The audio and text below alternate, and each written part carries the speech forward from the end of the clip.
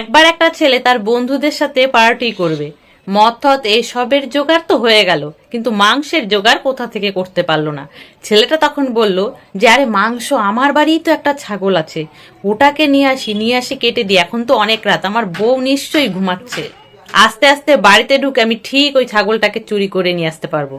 বন্ধুরা তখন বলল আচ্ছা ঠিক আছে যা। ছেলেটা তখন বাড়িতে গেল, গিয়ে দেখে বউ দিব্যি নাক ডেকে ঘুমাচ্ছে।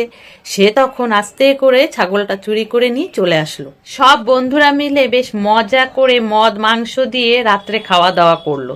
সকালবেলা ছেলেটার যখন নেশা কেটে গেল, সে তখন বাড়ি গেল, গিয়ে দেখে ঘরের সামনে সেই ছাগলটা দাঁড়িয়ে আছে।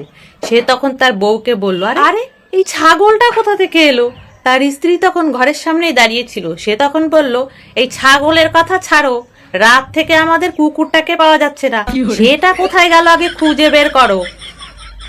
তাহলে বন্ধুরা, ছোট্ট একটা গল্প, যদি ভালো লাগে প্লিজ লাইক করে দিও, সাথে কমেন্টেও জানিও তোমাদের মতামত। সকলে ভালো থেকো, সুস্থ থেকো।